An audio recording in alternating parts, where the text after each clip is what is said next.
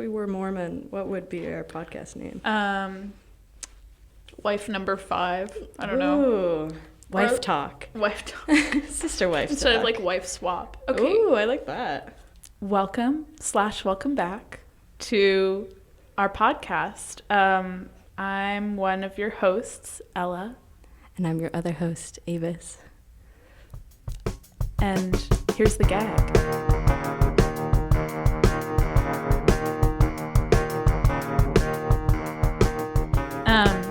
Today on Here's the Gag, what are we gonna be discussing? I thought that we should delve into our more controversial takes. I think that we haven't really been, we're two people with large opinions, often conflicting with the norm. Ooh. So I thought we should lose our stable fan base that we have. It's been rock solid thus far, so yeah, let's shake it up. Let's create a divide and get into some hot takes, I would say. I think media needs more division. I think so too. Yeah. And I think women should be more empowered to speak their terrible opinions. Yeah. Because I have a lot, and I'm ready to share them. I'm ready to be controversial. Okay. And I don't think either of us will have any political career in the future. I'm going to speak that into existence. Wow, way to damn me. I think I could be a CEO of a big company one day, though. Public office. Ella, though? I've thought about politics, genuinely. I actually think you would be good. Wait, you're a very good liar. You just said two separate things. Whoa. I slid that in there. Did you like it? Yeah. I am a good liar, which is why I'd be good. And you save face so well. Like, when I get embarrassed, my face bright red. Everyone me knows too. when I'm lying. You are so good at, turning it on. The trick is, I think I read this somewhere once, it's to keep it very close to the truth. Yeah, that's true. Like, you change, a few things, but you keep it... Wow, sorry to everyone I've ever lied to. I think a really good way that I learned to lie is to gaslight myself. I convince myself the lie is true. Yeah, that's good. It's dangerous, though, and I'm really a bad liar. So learn from Ella. Don't learn from me. I think you have your moments. I'm so truthful. Who's that guy? Is it Washington? Who, couldn't tell a lie? Johnny Appleseed. I immediately was like, Johnny Appleseed. For some reason, I feel like George Washington and Johnny Appleseed. I think that was his alter ego for some reason. They both liked apple trees? ? Oh, no. George Washington, that was the cherry tree thing. Fuck the cherry tree. I don't believe that cherries come from trees. That's my controversial take. I've never fucking seen that. We're going to walk around my neighborhood. That's a bush. That's not true. Really? Yeah. Wait, are you serious? I knew they were cherry blossoms. Wait, why are we having hot takes? Trees. Let's just do things that you believe to be true. I didn't believe in dinosaurs for a long time, and I'm not even religious. I'm just stupid. I'm sending this to my uncle immediately. Does he not believe in dinosaurs? No, he's a paleontologist. Oh, that's not even a real career. I watched Friends, and I was like, they made that job up. He also, it's a very different field of paleontology. Anyway. Okay, hot take. I'm starting soft. Are you starting soft? I'm starting soft and getting really intense really fast. I really only have 2, so... Do you want to go first? No, I want you to go. No, I think it would make sense, because at 2, I have 3. So if we... Oh, no, maybe it would make sense I go first. Yeah. Women in STEM. Okay. My first hot take is one I'm pretty passionate about, but I think it's a softball.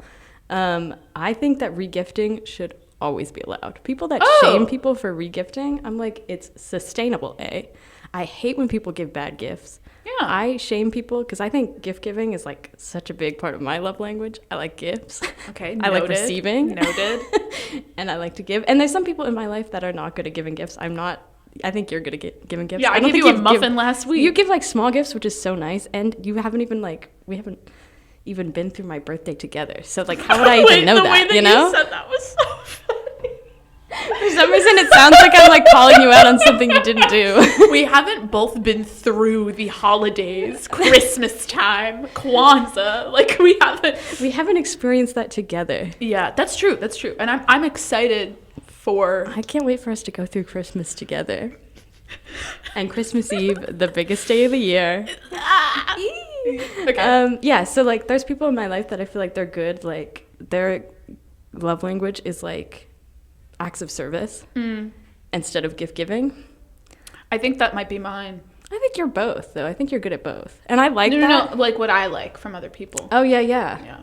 And so I feel like if someone gives me a bad gift, I hate just having that shit around, you know? Especially like little token gifts, Also, like a trinket. Close the loop, you know? Like the thing about recycling plastic and like being able to close the loop on that, like truly close the loop on materials in our lives. Yeah. My mom had like growing up like a box of things that she had gotten somehow and she didn't want. And like for gifts, she would just go to the box and like get my mom. I think it's such a smart idea. People are so like shaming about like, you know, so and so gave this to someone else and she gave it to me, and I'm like, that's also amazing. Sometimes it's a gift that like, especially if you have friends who have similar interests, which is what happens in your life. What is that noise? Construction, I'm guessing. Okay, I'm gonna move on, but for some reason I was like, that's a really steady fart. Yeah, if you have friends in your life with similar tastes, which is the nature of a lot of friendship, I think. You like bond over different things. Then sometimes a gift is better for your friend than it is for you. Yeah.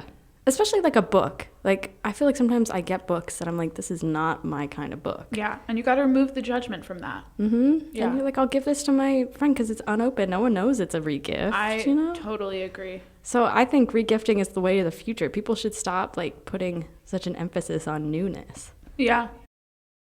No, I totally agree. Now I'm thinking that I should come in with a softball hot take. I think it's fine to, because I'm going to be delving into hot, so go boiling if you want to go boiling. Let me think about this. Oh, I have a hot take. Let's hear it. My hot take is that some alternative milks should not exist. Are we speaking to cashew? We're speaking to rice? Pea milk specifically. Oh. We're speaking to, I'll say it, cashew milk. Pistachio milk, sure, but it's like kind of a weird flavor. Have you had pistachio milk? I honestly am not agreeing with you at this at all. I love these weird alternative milks. Pea milk, I might be able to be like, okay. Gross. I mean, I love oat milk. Yeah, delicious. And I love that it like saved the oat farming industry. Did it really? That's so sweet. I thought it was you that told me that. Somebody was like, it saved oats. And I was like, okay, well, that's good. I love oats. Oats are so good. Yeah. Sure. Excellent. What is your beef with them? Like, you just don't like the taste? Do you think they're kind of I just gratuitous? Sometimes I'm like, what about cows? I hate cows. Oh, you're very into whole milk, though. I forget about this. Yeah. I just think that cow milk has a time and a place. And obviously, I don't want to, like, abuse a cow to get its milk. I want a cow that's, like, happy and healthy and is, like, I got some extra. But, or, you like, want a little? Here's a tea. Hey, they, like, open their trench Suckle coat. on this, Ella. I just think that cow milk has a time and a place, and I think it's more frequent than we're ready to discuss as a society. More frequent? Like, I feel like we've come through a lot of cycles of cow milk's relevance. Like, people were like, oh, calcium builds your bones really strong. And then they're like, pasteurized things are the devil. Like, and now it's like animal cruelty and we should only be drinking these alternative milks. And I think that, like everything, moderation is key. Ugh, I hate moderation. So if I'm going to have oat milk one day, I am like going to balance it out with other milk the other day. This is not relevant if you have lactose intolerance. If you have lactose intolerance, I'm sorry. Peace be with you. God is coming for you. You're probably going to the seventh circle of hell. I don't know what to tell you. You're deeply unevolved. I mean, I'm a little lactose intolerant. I know. Okay, I mean, so, but you're all like environmentally conscious. That's what surprises me. I think there's a way to consume. This is why it's a hot take for me. I think there's a way to ethically consume cow milk. It's true. I think I just get surprised because, as everyone has said your entire life, you're very like vegan presenting. So I'm always shocked when I see you eat meat, when I see you drinking cow's milk. Okay, well, I don't, like a baby. To be clear, I don't like raw dog like cow's milk. I'm not out here like seeking out milk. I knew people like that. No, that's fucking weird. Even when we were kids, it was nasty. And then they go into adulthood and they drink a tall glass of milk. Wait, who was it the other day who was like chocolate milk? It was Lydia. Sorry, Lydia. Okay, strawberry milk. If you're into strawberry milk, I'm like weirdly like aroused by how crazy you are. You know, I'm like, you're crazy. Who If the I were hell drinks strawberry No, milk? that's weird. If I were to pick any kind of berry in milk, it would be raspberry. It wouldn't be strawberry. Yeah, strawberry milk, now that I think about it, the more I say it, It's it weak. probably means you're a sex offender. Like, I don't think... 'Cause There's it's probably a pink. Venn diagram that's entirely a circle of drinking strawberry milk and being a sex offender. I don't disagree. What I'm saying is, let me get this hot take back on track. Let me light this Fighting match all for over your again. life for cow's milk. I just think that there are situations where I would prefer to support a farmer who is like ethically Then an oat. harvesting milk than some like mysterious oat company or like almond thing, which doesn't that take a bunch of work? I don't know. The jury's still out. I'm just saying there's a lot of different, when I try to like research, when I put in the work and I try to research what milk I should be consuming, it's just really confusing. And I know that cows produce milk, and we have had cow milk for a long time. This is a fact. And we've been ingesting it. It's like chicken eggs. Like I just know that some things work. Yeah. For my body, not for everyone else's body. What's your next hot take? See, this one, we're going to have to go through some context. Have you ever watched the Netflix series Cheer? No. I was obsessed with this show for a week or so. It's about like the best cheer division in college sports. Ooh. So it's really interesting because it's like I didn't know much about cheer. I always thought cheer is like cheering on the sidelines for a football game, and this is very like gymnastics cheer, like professional, lots of injuries, really intense cheer. Bring it on. I always wanted to do cheer, but I can't even do I can do actually a pretty good handstand, but I always fall. But I can't do what's that, cartwheel? Cannot. Physically cannot. It's because I have a fat ass, I think. My balance is totally off. I meant Bring It On the movie. Yeah, Okay. I know. Okay. I've seen it. Okay. It's a good movie. Yeah, you do have a fat ass, though. Thanks. I wasn't fishing for that. Anyway, so I thought it was... It was like a really interesting show because it's like showing like it's in Texas. Right. And so there's like a lot of... It's like a very conservative sport in a lot of ways, but also almost all the people in the sport are kind of low income, or at least the ones that they featured in this. I think they were trying to do kind of like success stories. So it's a lot of like really small white women, some of which are like very impoverished, and then a lot of like queer black men. Oh, interesting. That make up the team. And they never really like discuss why that is, but I don't know if that's just like a normal cheer thing. I'm trying to think about like the cheer squad at my school. It's not comparable at all. Was it like a cheer squad that cheered for sports? Yeah, so I guess that's not the same thing. Yeah, this is it's like like gymnastic competition. Because you know those people, like I didn't really know many people like that who like went off to do all these like competitions. No, I mean I knew people who like did cheer and like they would compete for cheer, but not. I think it was probably them then. Oh yeah, but they also would like cheer for football games and stuff. I always wanted to do the pom-pom cheer. Yeah, that sounds fun. And then I wouldn't have to do a cartwheel. Well, there are two different kinds of people, aren't there? Like flyers and like floor. Bass. I'd definitely be a fucking bass. Yeah, you would. Be With like, that here, you broad-shouldered chunky, bitch. chunky Hold these little ass. girls up. I'd be like, yeah. Yeah. Get on my shoulders. The little girls are like really little girls. Yeah, they're very small. They're, like, and they're always very like 5 slim. foot. Yeah. And we're big Amazon women. We're very tall.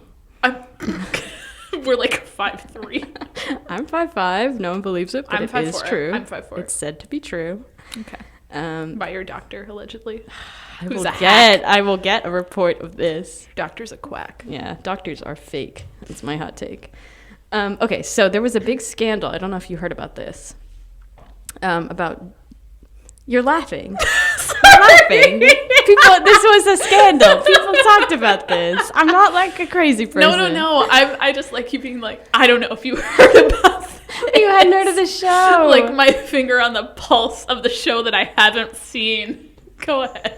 If you even dare to look at pop culture, it was a big thing. So Jerry Harris was like a big, he was one of the queer black men on the show who was showcased. And he was very big for like his positivity and like mat talk, which is like the way that you like pump Sounds people dirty. up. See, we're actually getting to something along those Oh lines. no! Oh no! Oh no! She's joking too close to home. No. So Mad Talk, it's like you always like, I think it's kind of like a football team, though I know very little about football teams, where like you have like a big team, but only You like didn't play on a football team with those broad shoulders. literally. I think I would have been like hypothetically good on a football team. I think wouldn't be good at playing the sport, you would've but I been- think I would be good at the sport People culture. would be fucking scared of you. Exactly. On the football I field. do have like kind of a frat boy energy sometimes, but I don't think I'd be talented on the field. I think you have like runt of the litter who like eats someone's like large intestine energy. I've been said to be scrappy. I think And I'm a good fighter. Yeah, I think you've got that instinct. The kids in high school had a fight club, all the boys, and I was so upset I was never invited. Ew. I would be so good in fight club. That is some. Except I'm already talking about it. See, it's not my fight club, so I can talk about it. That's true. I wasn't invited. That's rude of them. It was very. Okay, so back to Matt Talk. Yeah, so this guy, he really wanted to be like on the team that performs. Mm-hmm. There's kind of like all the extras. Put it in like theater terms. Gotcha. The extras, the understudies, Swing. and then the main ensemble. But he like never managed to get on the thing. But like he was, I think maybe at the end he managed to perform. But like everyone like who watched the show, because it got very popular, it was the #1 show on Netflix, and like all the and he had like this tragic backstory of like he was in foster home, he was abused, like his single mother. Like he was kind of, I think he was either raised by a single mother or he was raised by kind of the families of other people who did cheer, and they all managed to like, because cheer is so expensive, you know, it's like a rich person sport. Yeah, so then how were all these low income kids on the show? I think it was a lot of like, I think either they wanted to showcase these stories and it was kind of the exceptions, Interesting. or there's a lot of scholarships, grants, or kind of just like luck of the draw that managed to get people. Well, I'm also in. wondering if optics wise that was a conversation. Yeah, it seems like they wanted to highlight that part Yeah. of it, especially like sending all these kids to like very small conservative Texas town. Yeah, that's intense. Yeah, it's very interesting, and I feel like they never really, I wanted to know more about the politics of, it's run by this one woman, Monica, who's Is like she white? super famous. Yeah. And I suspect conservative from the tone of the show. I feel like they went a little more into that and I'm not remembering, but it was interesting, you know. And I'm always kind of like, I don't want to be suspicious of her because I feel like she gets enough shit for being like a Yeah, but if she's successful capitalizing woman off of these like athletic, like queer, yeah, especially Black like men. the second season after this drama, the way she dresses it, I'm so suspicious. Okay, but we'll go into that. Yeah. So that's part of my hot take. Okay, so yeah, so after like he's kind of this success story. Like he manages to get up from the ground up and get on the show and get on this the best team in cheerleading history, and like when the show gets popular, Ellen has him on the show with the rest of like he's It's the all like the downhill once you standout. go on Ellen. And like, you know, all those like white women celebrities that like are a little, I don't want to say like they're not making that many movies anymore. Kind of like,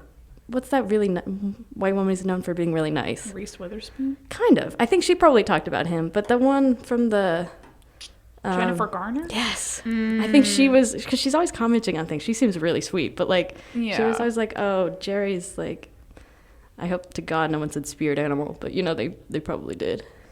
Yeah. They're like, oh, I love his positivity. He's so sweet. And like, he became like this huge like internet celebrity in a sense. I'm ready for this shoe to drop.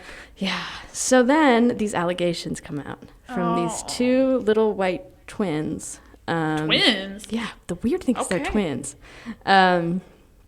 whose mother kind of like pushes them to come out with these allegations. Not pushes them, but I think encourages them.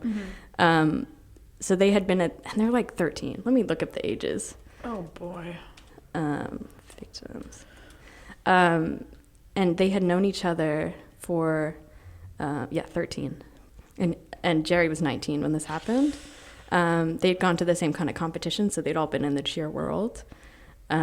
And he had been texting both of them, not together, not on like a group chat, but I guess individually, and had been asking for nudes, had been saying like, Oh my God. when we get to this competition, we're gonna like have sex here, like all this really graphic, terrible stuff. Wait, to like both of them or to each of them individually? I think one more than the other, but to both of them. Oh. Yeah.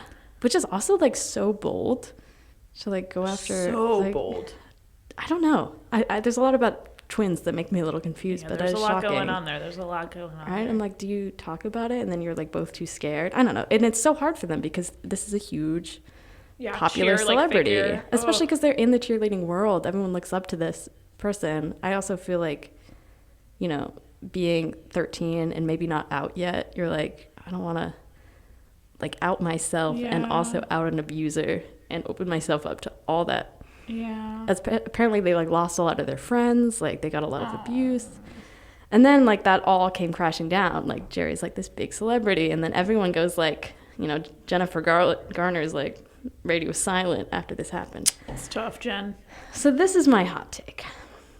This is what I've been stewing over. I think I got so irritated at like, you know, like white womanhood media making him like a mascot almost. And I'm like, oh, he's so positive even though he's had a tough life. Like I hate that whole like Americanism of like blindside energy. Yes, exactly. Of like, he's happy now because he's successful, so he has no trauma at all, besides the fact that he said he was like sexually abused as a kid, that he went through all this. We always know creates exactly. Like we cannot be surprised by this, I think, and we can't even like villainize.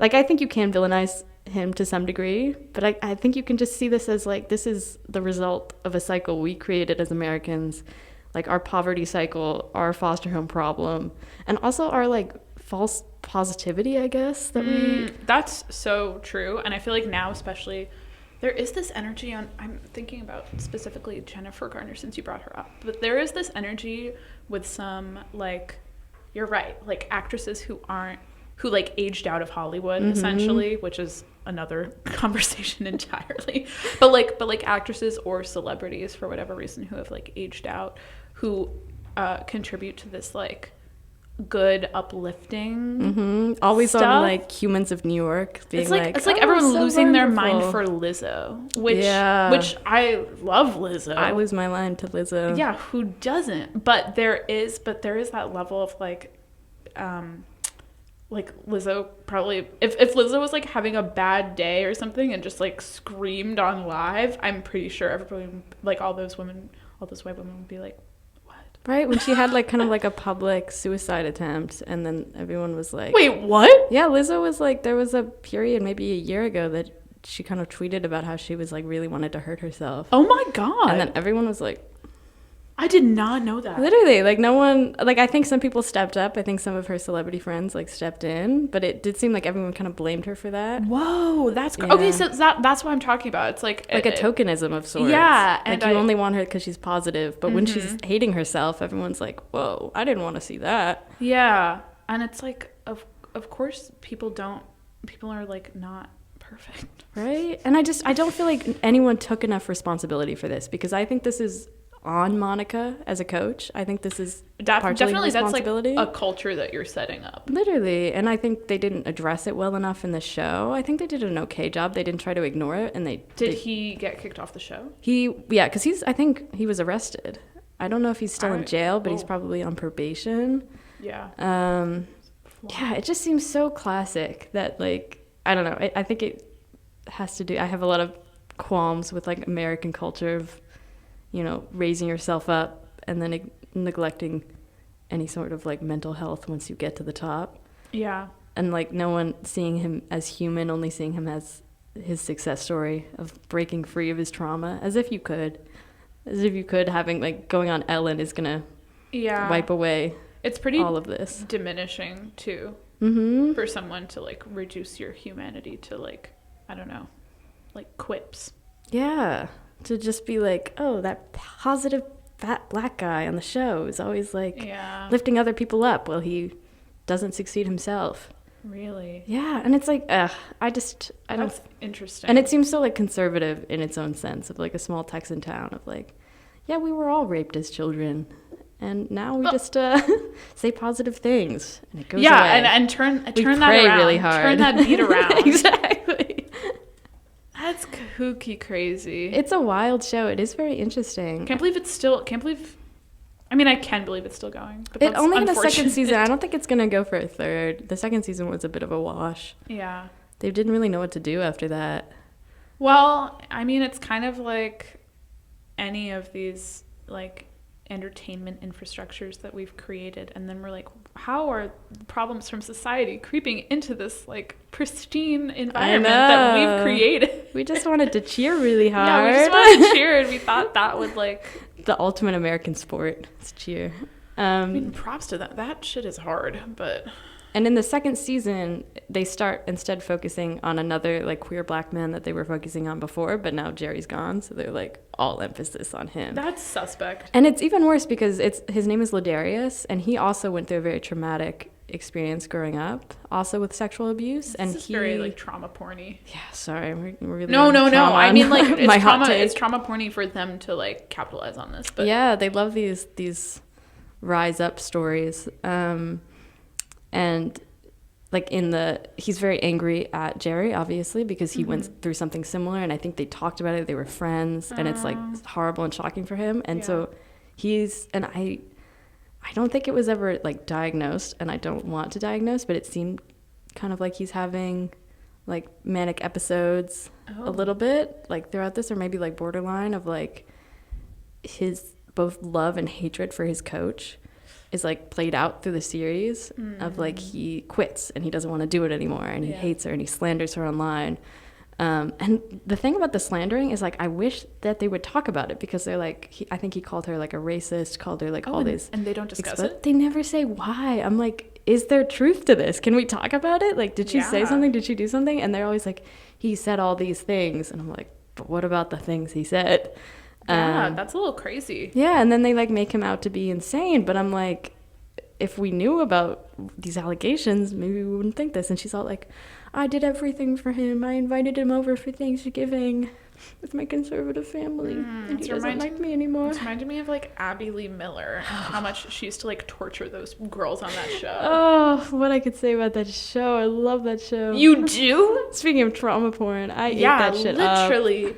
It is so like, I used to sob watching that show. The dynamics are too much. They're terrifying. But it's like reality gold in a way. It's so satisfying in a horrible way.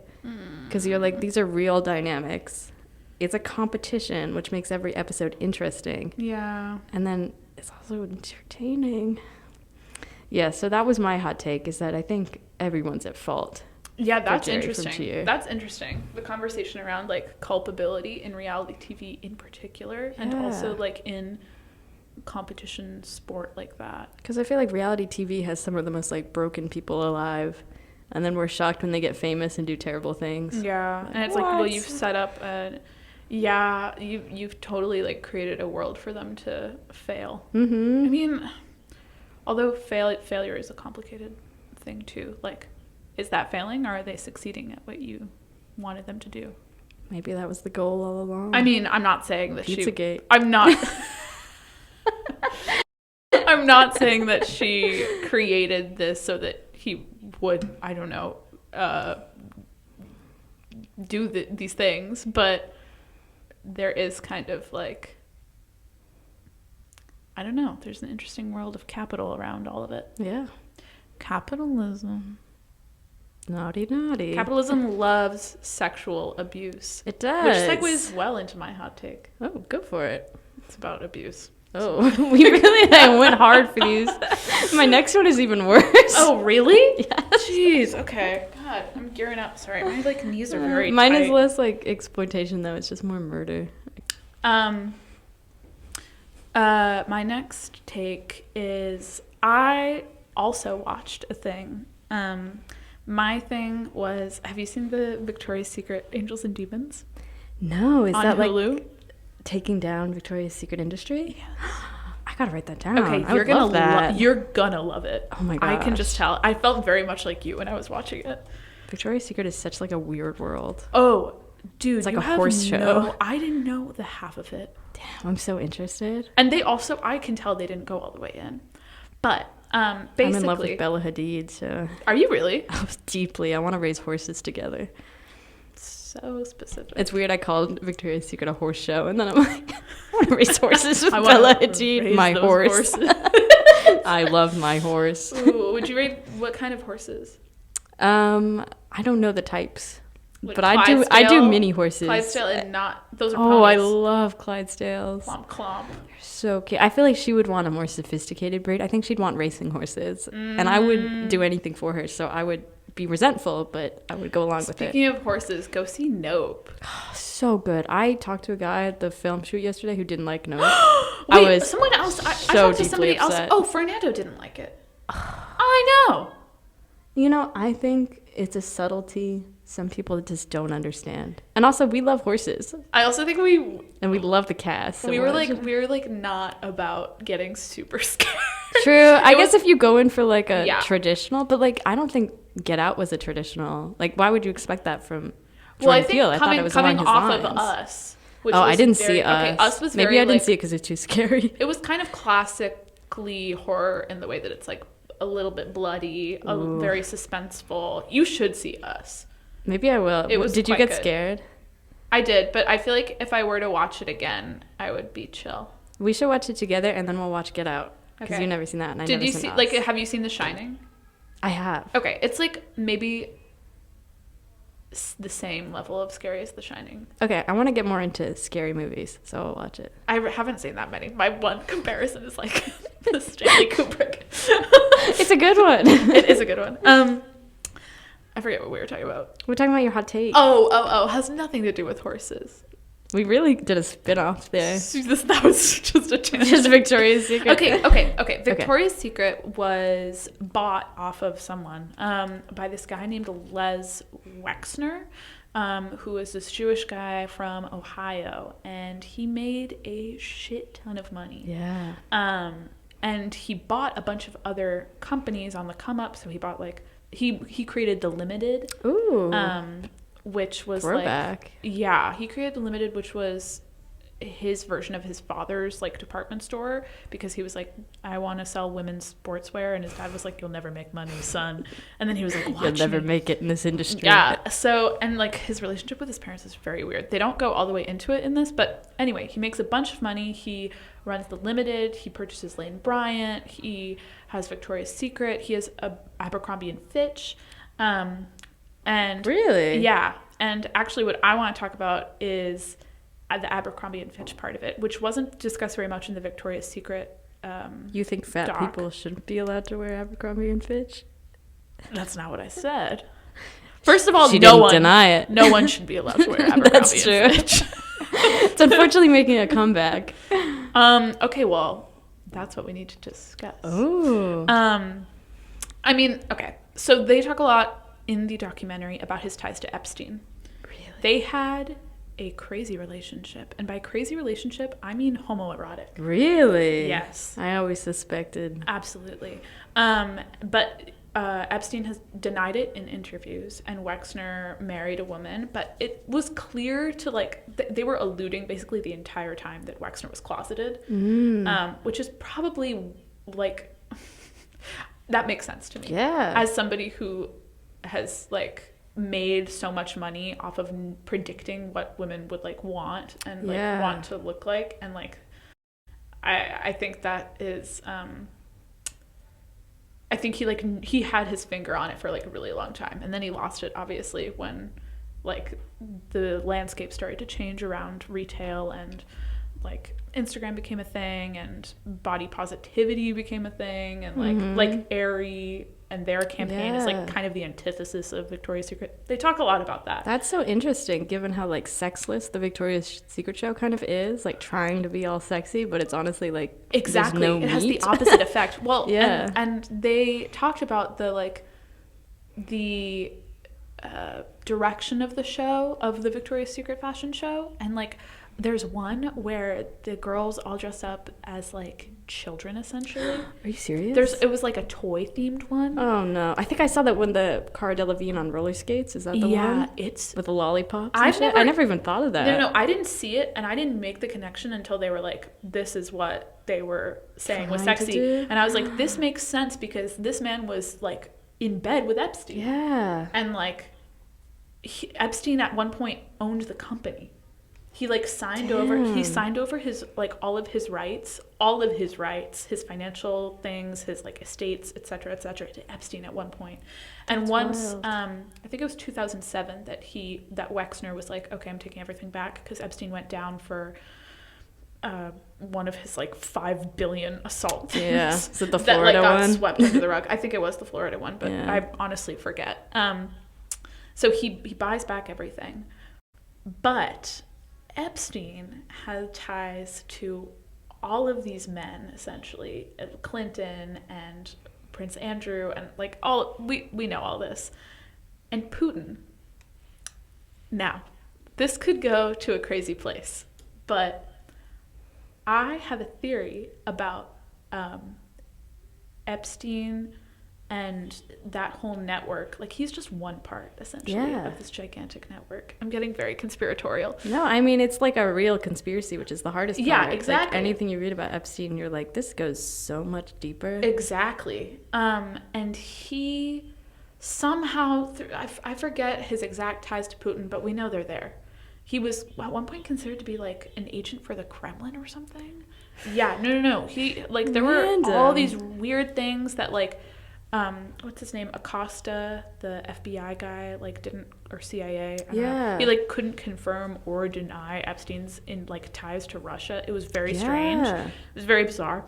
Or like him being an agent, which I don't know, but I feel like it's weird if you don't deny that. Mm-hmm. like if you're not outright being like, no, that's ridiculous, then what? That is so curious. So I have a theory. I mean, we all know that Putin's gay. Yeah. And a pedophile. Yeah, it's kind of obvious. We're going to be on a watch list after this, and I'm ready. I know. I'm like, sorry. Allegedly? Yeah, allegedly. Putin's really gay. And he loves horses. Okay, there are a lot of intersecting things here. So, Abercrombie and Fitch got sold off from Wexner. Wexner sold it off at some point. My theory is that he sold it off because there were a lot of rumors and speculations about his sexuality, and I think it behooves you to distance yourself from shirtless men when everyone thinks you're gay and you want to deny that. Oh, the Abercrombie part? Yeah. But he sells off the company. The company has been in hot water recently. I haven't seen, there's a doc about that company. Yeah. So I need to see that. But they basically were super racist. I'm laughing because it's insane. And also racism, hilarious. What a gag. Well, no. They put their employees of color in the back of the store and called them impact employees, and then the white employees in the front of the store and called them model employees, which is fucking weird. Also, like, all their fat phobia. Oh, yeah. All their lookism. Absolutely. And, like, firing people for their race. It's insane. And there was a guy there, I think a photographer maybe, Bruce Weber, went down for a bunch of sexual misconduct, although he settled a lot of cases last year. And if you settle, you're guilty as fuck. So bringing it back to Putin, who had ties to this network that Epstein was clearly involved in. Epstein at one point was involved in the companies that Wexner had a hold on. I think that there's like this ring of, or not a ring, but like a lot of these brands had recruiters who were meant to bring in specific kinds of people who looked a specific kind of way to work for them. And young people. And those people were then connected, basically funneled towards these predators like Epstein and Putin, et cetera, et cetera.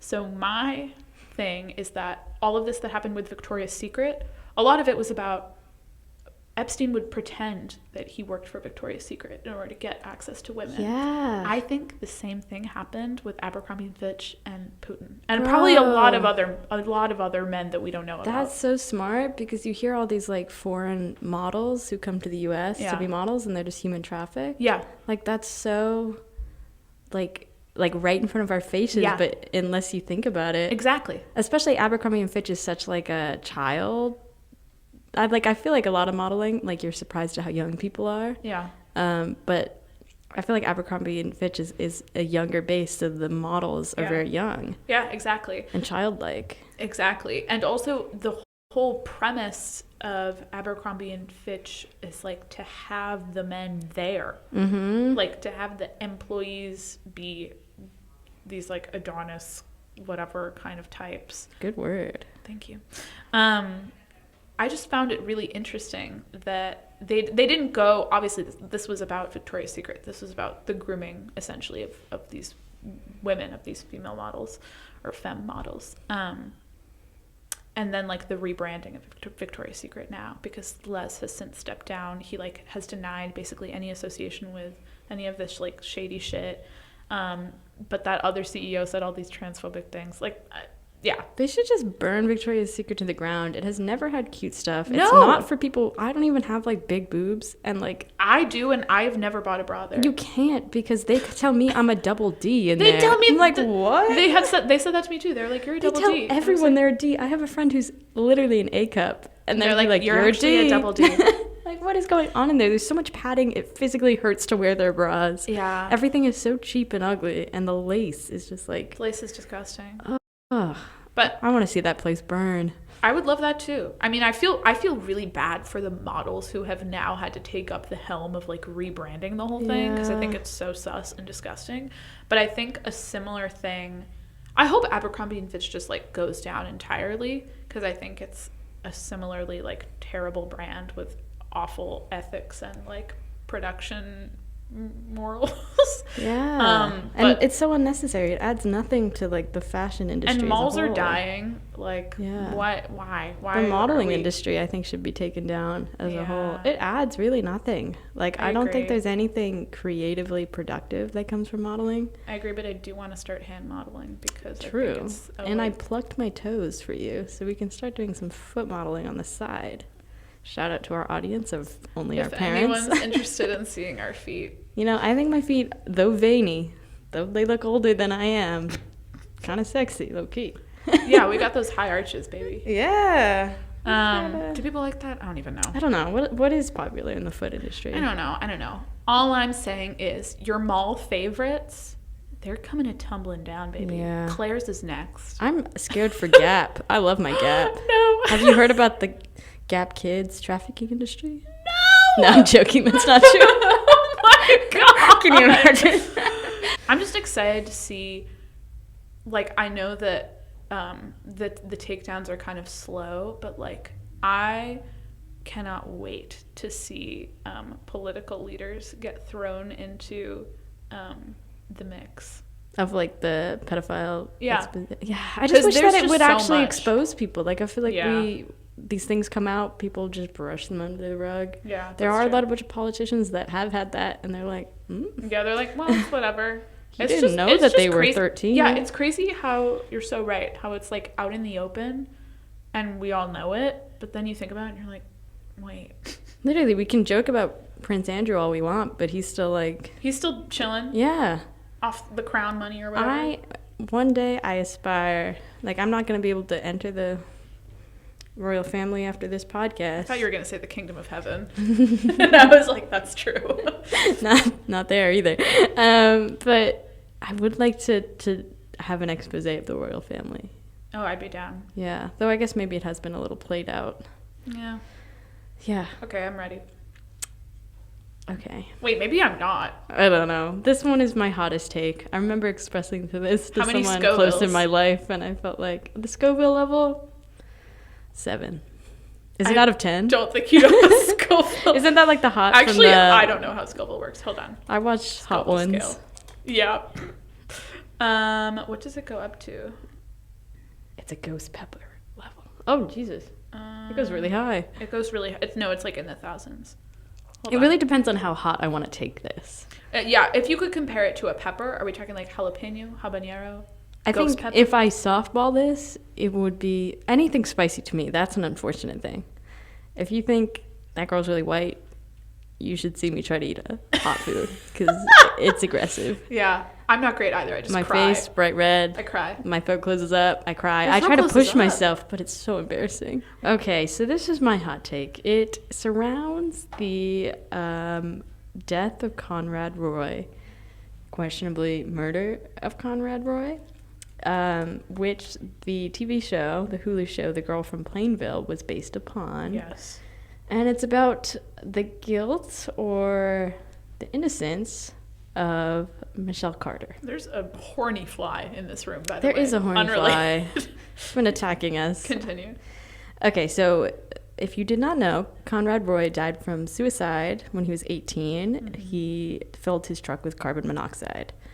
Mm-hmm. And when the investigators looked at his phone, they found all these texts from his girlfriend, who was 17 at the time, kind of encouraging him to kill himself. Right.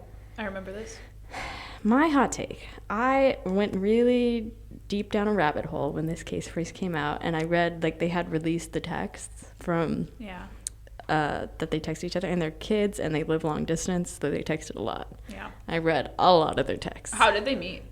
They met on vacation with their grandparents' families, I think, lived nearby. And so I think they were about an hour apart. Gotcha.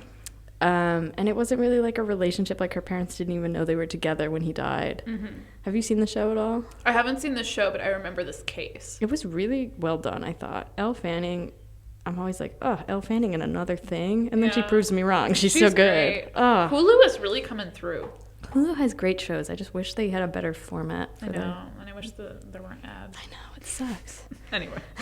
Not at all related to this murder I'm just about to butcher, or death, or suicide. I guess it was a suicide. So my hot take, after reading these things, I'm like, I think they literally, like, in some of the documentaries, people in the area, like, she's like the most hated girl alive. Like, people think she's a villain. People think she's like evil, like a succubus, you know? Oh, not that word. I know, sorry. Jeez. Devil incarnate. She is the devil, they think. Good Lord. All right. And I just think, like, to me, it seems like the family. Okay, so I don't think that you can ever blame a suicide on a person. I agree. I think that legally it's a big mistake to get into that territory, to be like, even if someone sexually assaulted a person and then they killed themselves, which I've seen cases like that. Like, I think you can charge someone from sexual assault. I think you can charge someone for bullying. I think you can charge someone for, like, a parental abuse. Also, aren't there degrees of murder? Or you don't? Like, I think like a third degree? They got her for manslaughter. Okay. Involuntary manslaughter. Oh, that's interesting. I just think... Do you disagree with involuntary manslaughter? I think we're, like, really muddying the waters. And I think we take away all, like, I think it's kind of like a disrespecting suicide and the autonomy of suicide. Like, I think this was his choice, and taking that away from him is almost like such a disrespect. I actually really agree with you. And it seems like they want, like, a woman to hate in this case. Also, I would say I would potentially argue, if there is a point to argue here, that that the argument of being culpable for someone's suicide could come into play if there was a power dynamic, but she's younger. There's not a power dynamic. She doesn't have, like, control over him, I would think. I feel like it would be different. I would think maybe something different if it was a relationship where he was like 15 and she was like 35 or something, or if it was they lived together, or like parent and child. Like, there are dynamics, I think, that can kind of create power imbalances that would push someone to do those things. I still agree, like, that suicide is an individual's choice, but I think there can be more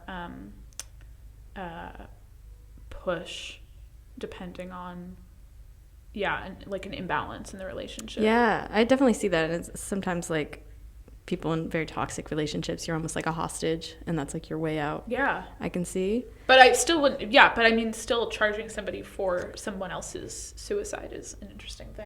It also just seems like, again, this super American culture of, like, you know, suicide is a shameful thing. His family is pretty religious. I think the extended family did not take suicide well. Yeah. But I'm like, if we are going to make this woman the villain, this 17-year-old girl with her own intense mental issues, huge like eating disorder that she was going through, like bullied by all her classmates, which they actually did in the court trial, bring her classmates in to kind of prove how much they didn't like her. Oh my God. Which was a bold choice. Like, it was trying to show that how much she was capitalizing off of his murder, which was messed up, of like trying to use it as like... Was she? She was really obsessed, this is funny, with Glee, and like idolized Leah Michele, which is like mistake number one, like Jesus Christ. Yeah. And like loved like the Corey Monteith, like his death. Like, I think she really wanted that, to get that kind of like glow of like, people really pity me. Whoa. My boyfriend died. So she was really like capitalizing off of that, which obviously totally unethical. But if you look at it as any person looking at a child, you'd be like, this is some severe mental illness. Also, I mean, people grapple with grief in very different ways, you know? I mean, like, I'm not saying that she, like, didn't she text him, like, you should just do it or something? Well, if you look at the messages, this is, I think, why I felt almost sympathetic, is like, day in and day out, she is helping him with his mental issues. She has her own mental issues she's going through, but it is all about, every day he's like, I want to kill myself. I want this world to end. Like, I'm tired of this. And at first she's really trying hard. She's like, it's kind of like when your friend is like telling you about their like terrible relationship, and at first you're like really putting in the effort, and you're like, oh, you should do this, you should do that, you don't deserve that. But eventually it gets to the point where you're like, I'm just not going to help you anymore. Yeah. And I think she kind of took a turn. She was like, well, if this, like, you're miserable. If this is going to make you happy, then why don't you just do it? Like, maybe her reasoning, I can't speak to her reasoning. Maybe it was more like, well, if he did die, I would be able to get this attention. Like, that would be like the worst possible thought process for her. And I'm not saying she didn't consider it, how much she did seem to love the attention. But at that point, I'm like, if you're 17, your relationship is entirely online, you don't have any friends. It seems like maybe your parents aren't as involved in your life as they should be. Like, maybe you think this is the right option for him. He's already, and before they even met, he's already tried to kill himself. I'm like, if we're going to point fingers here, is it your father that hit you?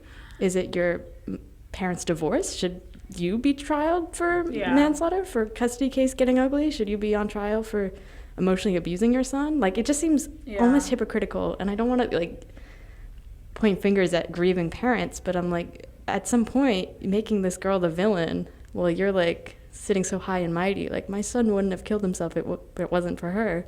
Your son already tried to kill himself.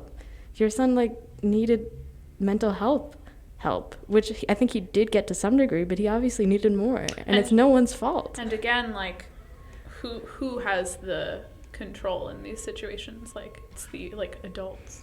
Yeah. it's not the 17 and like 19-year-olds. Literally, they just, it seems like they just want like a devilish woman always in these situations. That's really an interesting, I mean, I think this was almost my hot take, so I'm glad you did it. Were you gonna do this case? Yeah. Really? Yeah. That's so funny, we would have thought of it. Yeah. Well, I do think that there is an interesting conversation to be had about the vilification of people who kill themselves. Or not vilification, like the weirdly like evangelical, like like American evangelical like commitment that we have to the idea of like suicide as sin, and also like, I don't know, just like the lack of conversation around it. It really makes you sick to some degree, especially like they always make it out like it was against their will. Even when not in cases like this, I feel like in school, when we would have people come in, I feel like they always like brought in grieving mothers to either give like, my son got into drugs or my son killed themselves. And it's always like they had a life ahead of them. They had all this, and like they couldn't see that. And I'm like, that could be true, but also like, I don't know. I have very different views on suicide. Yeah, I mean, it's tragic, obviously, to like lose somebody so young, and that's awful and sad. And it's true that they could have like lived a very full life potentially, like without killing themselves, but also I don't know. Yeah, where's the validity in exploring all the hypotheticals? Like, I think it's more valid to unpack what is driving children to suicide. Yeah. And less, like, who's to blame for suicide. Honestly, I just don't know how with your full chest you can blame a 17-year-old girl who's obviously deeply mentally ill. I mean, that's crazy. But it's also, I think it's indicative of, like, people don't want to address the fact that, like, mental health is not accurately discussed or dealt with. And where were they? In the middle of the country? They were in, I think, near Maine. It was Massachusetts. Wow, LOL. Thought they were in, like, Ohio. No, it's kind of the interesting thing because, like, I have a lot of family from Massachusetts, and I feel like it's, like, kind of the... It's a progressive state, yeah. But it's, like, the New England unwillingness to talk about feelings. A lot of, like, religion, not as deeply entrenched, I feel like, as the Midwest, but also, there's, like a puritanical streak. Yeah, especially, like, never addressing issues within families, I feel like is a big thing. Yes. Being careful to speak. Hypothetically, some families deal with this. Tread lightly. Though I only speak as an objective observer. So, like, in court documents, he'd been physically hit by his father, verbally abused by his grandfather. Yeah. He had attempted suicide after the divorce of his parents. And she, at first, repeatedly discouraged him for years. Encouraged him to get professional help. But then eventually she was like, maybe it's a good thing to help him die. Yeah, I mean, well, let's also talk about the, like, lack of access to therapy, or the shame that he felt around getting therapy or something like that, you know? You can imagine what he must have gone through. I feel like I've heard so many stories from people of, like, they attempted suicide and the way their family treats them afterwards is terrible. Like, you're both, like, a huge liability and they treat you like you're a bomb about to go off, but they also treat you like you were overreacting. Yeah. And, like, you were silly and that you were doing this to hurt them or using it to get attention. Yeah. I mean, the reality is that everyone's everyone's ego comes into play so much in death. Death. Well, no, like, in conversations about death, I think your ego really shines through, like, and what you think about mortality and, like, the validity of death. Like, why is death less valid than life? Yeah, and it's kind of like... Let's not include that. I don't know, I think that's fair. I think it's totally fair. Like, I really believe in assisted suicide, and I don't know if I only believe in it for old people that are sick. Like, I think I might believe in it as a choice that anyone can make. That's interesting. I mean, there used to be much less, we've had this conversation, but there used to be much less shame around suicide and the idea that you could choose that as a path. Yeah, because I feel like if we had legalized it, we made it valid. Like, I think people think that everyone would go rushing to the hospital to get euthanized, but I think once you open that choice up to people, make it a lot less shameful, I feel like the rates would kind of stop, and it wouldn't be such horrific ways of dying. That's what makes me so sad, is that you have to hang yourself. It's you really have to make tragic. people find you with your guts out, you know, like your head exploded. Like, that's so, like, dehumanizing for someone killing themselves and unfair to the people that find them. Like, if it was a safe way.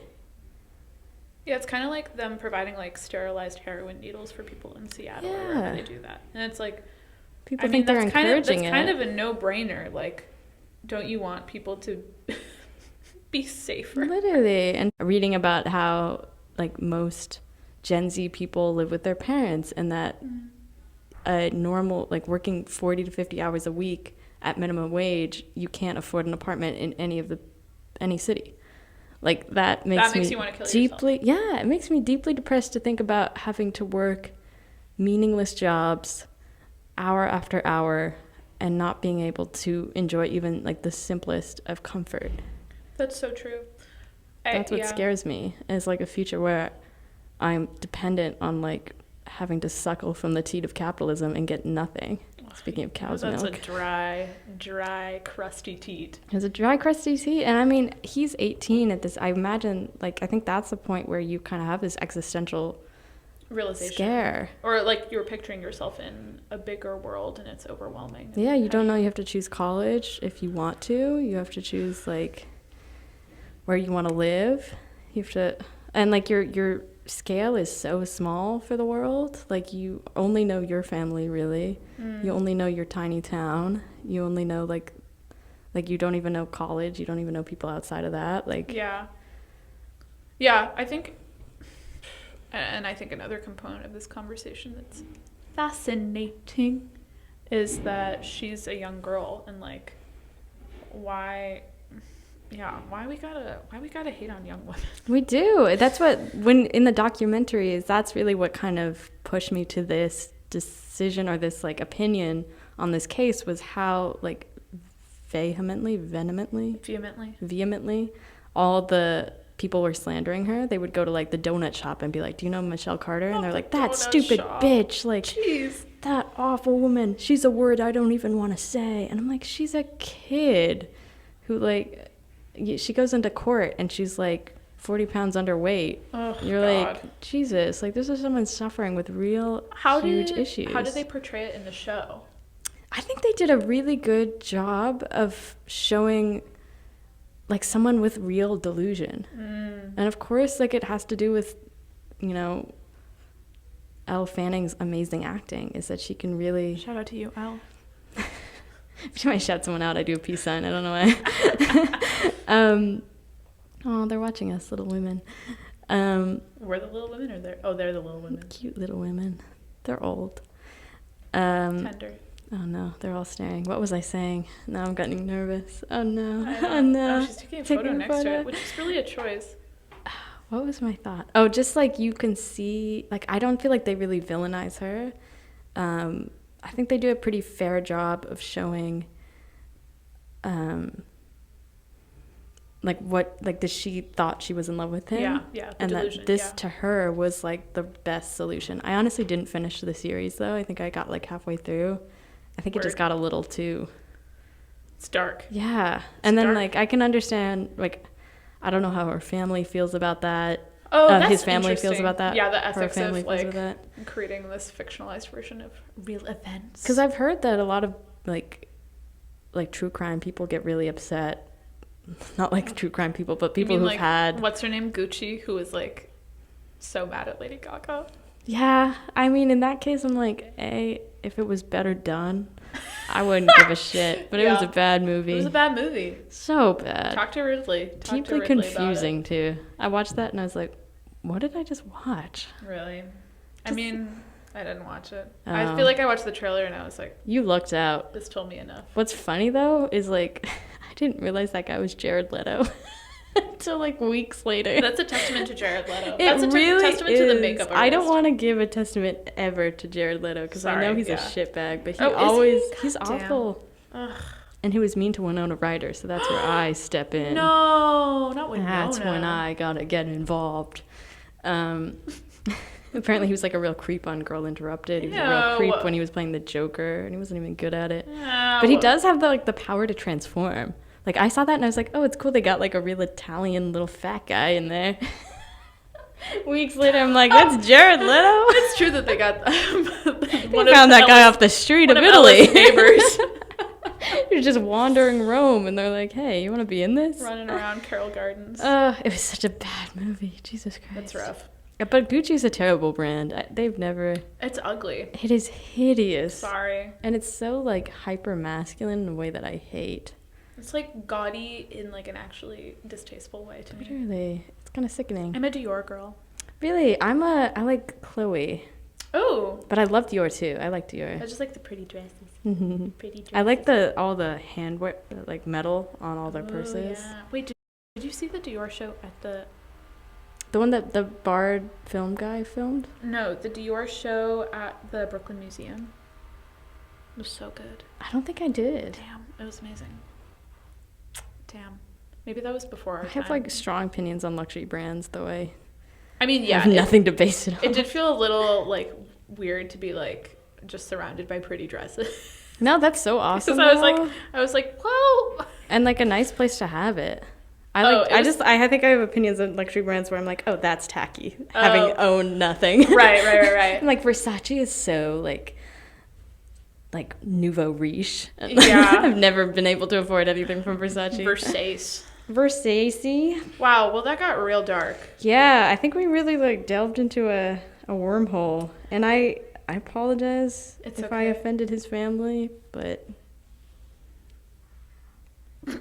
I had to speak my truth on this podcast of 3 listeners. Yeah, of our collected family. I think if his family is listening to Here's the Gag, there might be bigger issues at hand. I love how there's no gag on this. We're just the gag. I think we gagged people. Like they're getting gagged. I think we shoved our the gag is that we're gonna get served with a gag order. That's the gag at the end of this. I love that. Our aim every episode. If Lady Gaga didn't come for us last episode, us slandering her Gucci movie might be the end for us. That's so And true. the sad thing is I'm a huge Gaga music fan. I'm a huge Gaga and Tony Bennett fan. And after that, I stop. I just think you step away from acting. Get your paws off of it. I've had enough. Stick to the Cole Porter songbook, baby. That's what I want to hear out of you. Give me some more pop jams. Sorry. I mean, whatever. She'll do whatever she wants, clearly. Yeah. But yeah, clearly she will. Clearly she'll do whatever she wants. But yeah, I do have questions. I didn't mind her that much in A Star Is Born. I didn't watch it, but I don't know if I like it already. Bradley Cooper has given me the ick consistently in every film he's ever been in. I watched clips of that. Like, I couldn't get into it because he's doing that terrible voice. He was really good in Licorice Pizza because he played an asshole. I want to watch that. Okay, well, I think I'd like it. Talk about it. I know that has its issues of its own, but I think I'd like it anyway. Yeah, I mean, it was wholesome, but also kind of pointless. Anyway. Yeah. But what is it? True. Should we pivot to Reddit? I kind of want to talk more about suicide. Oh, do you? I don't know if I do. I think I've depressed myself. Okay. Yeah, I want to bring you out of this. Please don't kill yourself, because then this podcast will really go nowhere fast. That's so true. It'll be me grieving to people. You want to hear something crazy? Yeah. Sometimes I think I should stop drinking coffee because it gives me like the craziest suicidal ideation. Really? Because my mood swings get so intensified by caffeine that I'll be like, I'm the happiest I've ever been. I love this cup of coffee. And then seconds later, I'm like, I should just end it all. Okay, well, never the drink world matcha, is not worth living. Because apparently it's more caffeinated than really? coffee, allegedly. I used to love matcha. I had a phase. Well, then did you have a suicidal I had ideation? a scare. Jesus Christ. The matcha scare. Oh my god. Okay, this one is bad. I had. Can we have a happy one? It's so hard to have happy ones. I have good news also. Give me your good news. It's that the same-sex bill passed in the House. 47 Republicans are probably gay, so they said yes. I love that. I love 46 Republicans being 47. gay. 47. So the last one I decided wasn't gay enough. Oh, okay. Although Marco Rubio had an excellent quote about it. What did he say? Wait. Oh my god, it's so funny. He was like annoyed that they were bringing up that Democrats were pushing this bill through the House because he thought that there were better things to do, like address gas prices. And he said, I know plenty of gay people in Florida that are pissed off about gas prices. The two issues, they don't have to be separate. They don't have to be separate. The gays also care about the gas. They don't have to be separate. But also, Marco Rubio, you don't know any gay people. I mean, him and his wife. True that. True that, man. He's gay. We're calling everyone gay. Putin's gay. Marco Rubio's gay. I use it as a slur. I'm taking back the word, to be honest. I do, actually. I'm always like, that's super gay. I've never said gay. Don't say it. The Floridians will come for us. Yeah. I just think it's crazy that he said, I know plenty of gay people in Florida that are pissed off about gas prices. Like, anyway. Take it away. Sorry, I'm hoping I found good ones. Take I'm getting nervous. Are they too sad? All the True Off My Chest ones were very sad. Okay, well, don't give me a sad one. Yeah. Okay, this one I thought was funny. Okay. I have a coworker who repeatedly calls me out regarding my weight. I'm female, 5'9", 115 pounds, and very thin. Kill yourself. She Avis. is very overweight. All the time she makes comments about my weight. She doesn't call me by my name. She calls me Slim. And I even heard her say one time, "Go ask Toothpick."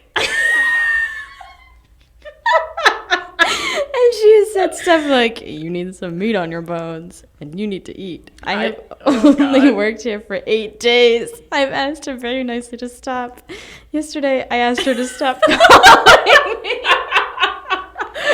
I asked her to stop calling me Slim again, and she basically said it's her mouth and she can do what she wants. Wait, it's my mouth. I can do what I want. Today she said, "Morning, Slim." I replied, "Morning, Chunky." This sounds like a perfectly It's really healthy. great work relationship. It's like the start of a good friendship. Jesus. And she got upset and actually started crying. Everybody here at work, only 6 of us total, is saying I'm wrong and I should apologize for being called fat is different than being called skinny, because skinny is a compliment. I said, as long as she calls me Slim, I will call her Chunky, and now I'm the bad person. Am I the asshole if I don't apologize? The owner manager has completely ignored the situation and saying it's a high school issue and we should figure it out. We don't have HR. There are only 6 of us We here. don't have HR. There are only 6 of us here. Cupcake shop. That was the icing on top. Wait. We are all regular employees. I went to the owner before I called her Chunky, and I asked him to talk to her because I felt like she was harassing me. That's when he said we can handle it ourselves. That's why I called her Chunky. I told her to stop calling me Slim. How is that your and I didn't handling like of it. And she continued to do it. She didn't stop after doing it. I asked multiple times that I didn't know what to do besides what she was doing to me. She brought up my weight. I brought up hers. I just think this story has to be fake. Not Toothpick. I just love a morning, Slim. Go ask Toothpick. I have to say, this is my hot take. I think we should be able to insult skinny people all we goddamn want. We get so little joy out of life. Can we not just say, "Morning, Toothpick"? Hey, skinny, get over here. I mean, okay. We really shouldn't be making remarks about anybody's body. We should be able to insult them based on how stupid they are. I think I have a pass. I've slept with a lot of very, very skinny men, so I think I'm allowed to call anyone Toothpick if I wanna. Okay. Well, I don't want to get into your sexual history, but if we're doing it, yeah, let's talk about it. I think that's a slur I'm allowed to say. Also, I think skinny and slim have a different, impact, shall we say? Hey, Slim. Also, This is slim so funny. is one word away from Slim Jim, which is delicious. Literally, imagine if we called him Slim Jim. I would take that as a compliment. I'd be into it. Literally, I know that people shouldn't comment on people's bodies at all, but I find it funny when I read things about No, that's skinny hilarious. people who are always Who are, so like, upset. It's so tough. I know. Also, I hate when wait. people say they're comparable. I fully don't believe they're comparable. No, they're definitely not. They are fighting these little skinnies. I mean, let's not pretend that we're all not, like, deeply fat phobic. Truly. I'm not saying I don't look at skinny people and go like, "Whoa, you're a little too skinny," because sometimes that's the reality. Sometimes they want us to say that. I know you're thinking that's Slim. Sometimes you wear absolutely nothing, and then you're like, "Oh, I forgot to eat today." Whoa, okay. You want us all to go eat a hamburger. We're gonna get a restraining order after this. I'm coming for the Slims today. You are coming for the skinnies. They like it. They're getting off on it. Come on. You work at a cupcake shop and you're skinny and you're not hoping someone says, "I wish I looked like you." That was a microaggression on yourself. Don't try to be diplomatic, Ella. I'm Go not. for the Slims. I'm not. I mean, I think that we've all wanted to be skinny. So I think if you're like, you're skinny, what? Yeah. No, I fully understand how upsetting this could be for this girl, but I also feel like you can't find them comparable. No. And also, you know what? Take the L. Yeah. Take the L. So So at the it's same not time, it's not like- like she's like truly bullying you. She's not I like do this. Hey, Chunky. I I think she's within her right to say, hey, chunky. I think she's within her right to say, hey, chunky, but I think she's got to be ready for that blowback. She should. You have to understand there are different strokes for different folks. Yeah, man. I think out of chunky is a good response, but you have to admit it's totally out of pocket. It's totally like, you have to pocket. be like, I'm the villain. Or settle into being called slim and be like, hey. It's me, Slim Jim. Yeah, hey, like, fatty. compare yourself to a piece of celery. Like, I don't know. Like, get ahead of it. It's just so funny. Like, it's just so funnily written. I can't believe That's it's hilarious. Go ask Toothpick.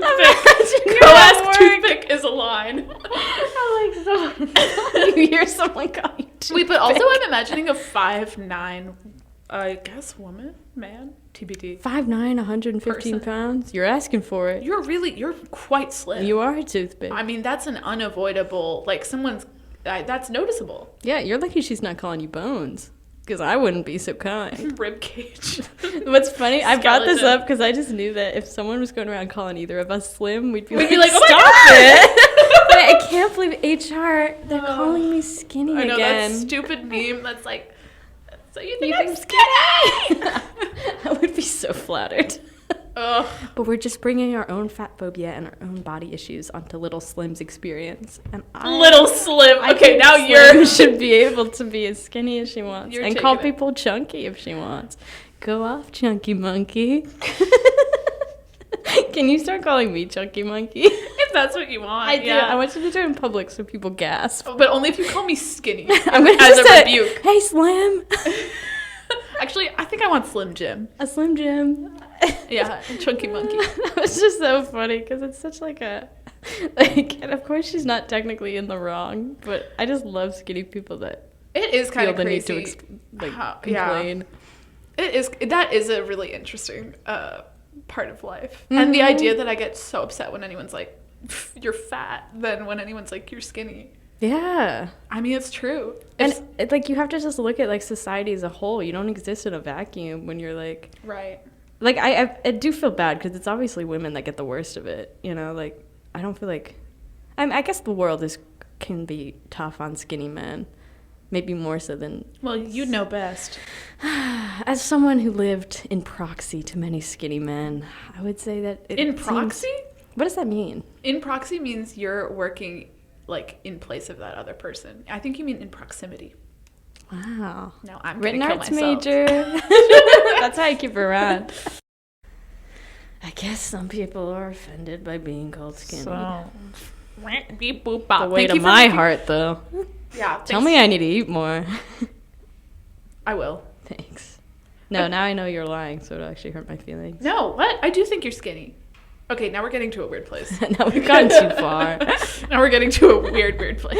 We were both defending the fat community and then also being kind of offensive. Yeah, we're being terrible people right now.